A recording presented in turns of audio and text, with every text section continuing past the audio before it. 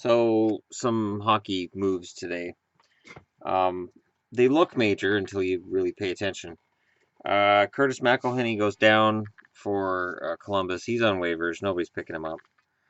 Um, not bad stats, but they feel that Anton Forsberg's ready to come up, so he's coming up. Similar story in Edmonton where Jonas Gustavsson, he's just not playing. And I don't know. I wouldn't mind seeing Boston pick him up. He played decently in Boston as backup, but Edmonton has decided to part ways with him, and they're going to bring up Laurent Brossoit. And in other news, Jesse Puljujarvi gets sent down. Puljujarvi wasn't ready. The decision should have been made at the start of the year to send him to the American Hockey League.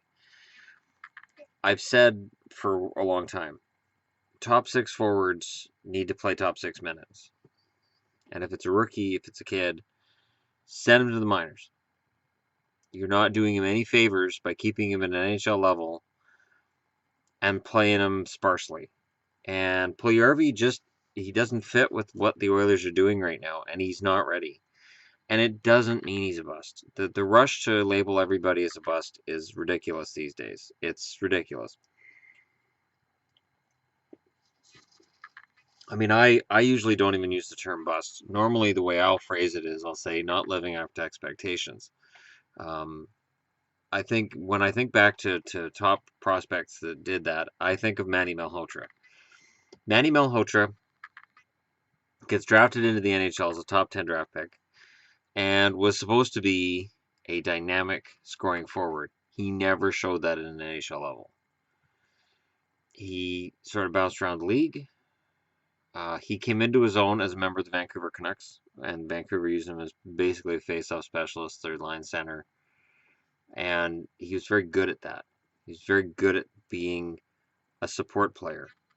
Not every prospect is meant to be or will be a top-notch top six forward. It's just not. There's not enough room in the NHL for them, and it's just not realistic to expect it. Puljujarvi, and I mean, if you look at my live draft reaction video, I was stunned at Columbus going with Dubois. Dubois looked okay for Team Canada. I watched the gold medal game, um, and for anybody wondering my opinion about that, I think shootouts are stupid. So as soon as a shootout starts happening to decide a gold medalist, I tune out. It's a ridiculous way to end a tournament. It's always been a ridiculous way to end a tournament. I don't care who wins. But Puljujarvi needs to play. And I still think he was the steal of the draft for the Oilers. And he needs to play some hockey. He needs to get his minutes. And he'll get that playing in the American League. Um, and you know, like I said with Malhotra, I mean, he made a career out of being a third line player.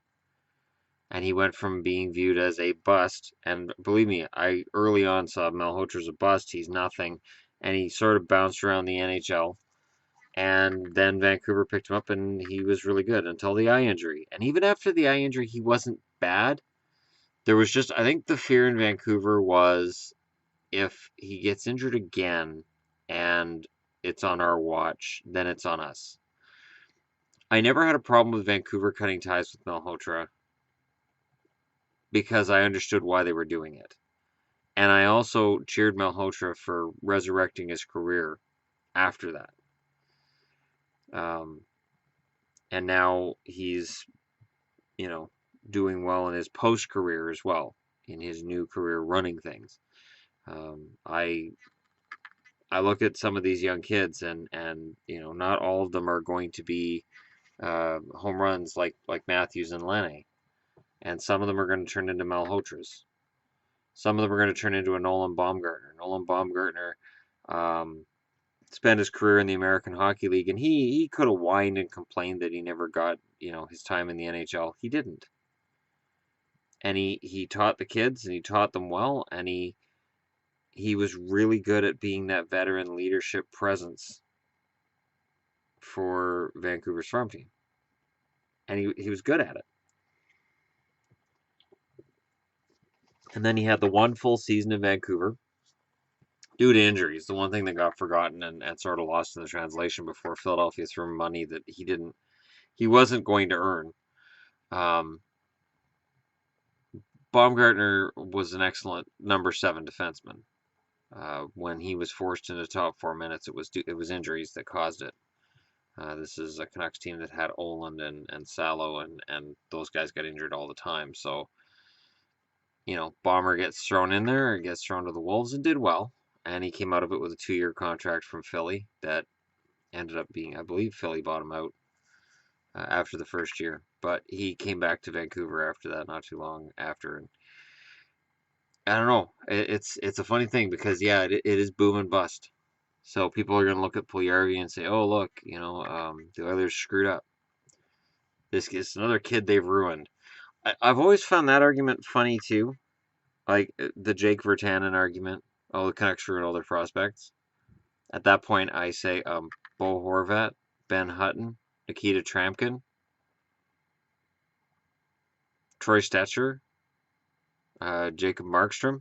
They resurrected his career. He was considered dead in the water when he came over from Florida. I thought we got robbed. I figured, Luongo for what? Markstrom? We got robbed.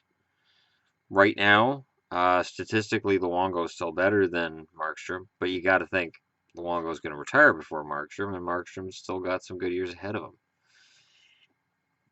So it's tough to say with prospects what's going to happen. But I'm sure there will be the vultures who circle and say, "Oh, the Oilers screwed up," or "The Oilers screwed up Puljujarvi." Look at Toronto and Winnipeg. Okay. There's this McDavid kid that's done well in Edmonton. There's this Draisaitl kid who's done well in Edmonton as well. Clefbaum's turned out pretty well in Edmonton too. But people are going to cherry pick. They're going to cherry pick to prove their point. I try really hard not to do that. So, I don't look at today and say, "Oh, well, clearly McElhinney and Gustavsson deserve to get sent down." I think it's unfortunate. It's not that Gustavsson and McElhinney are bad, especially McElhinney. His numbers actually over the last few years have been pretty good. It's just there are so many solid goaltenders waiting to come up that if you're middle of the road and if you're a cheap goaltender, you're not costing a lot of money, they'll sneak you out. It's not a big deal to ditch you. Or in the cases of Pavlich and Halak, if you make too much money, you get sent to the minors. I don't necessarily agree with it. I think hiding money in the minors is still just wrong. It's circumvention of the cap. Teams have done it for years, but it's cap circumvention totally. Anyways, let me know what you guys think in the comments below. I'm very enthused with the fact that we're up to the midway mark and we've got waivers going on again, more waivers. This is leading up to the trade deadline. Trade deadline is soon, and it's going to be fun. And I'm going to do a video tonight where I speculate on who I think could be on the move. It means I'm going to have to figure out who are buyers and sellers, but I'm going to try to figure out who I think could be on the move. And this is without paying any attention to gossip websites or anything, because I don't listen to gossip websites, because they miss so many high-profile trades. I mean, I could see if they broke all the high-profile trades, but they missed tons of them. So they're not as connected as they believe they are or as they advertise that they are. It's just speculation for the most part, and it's fun. And there's a lot of trades that are discussed that never happen. So there'll be a lot of that happening between now and the trade deadline. Alrighty, that's it from me on this video anyways. Again, let me know what you think in the comments. Don't forget to hit like and subscribe if you're passing through. And yeah, I got the lights off. It's just something different. The light will be on for the next video. Thanks for watching.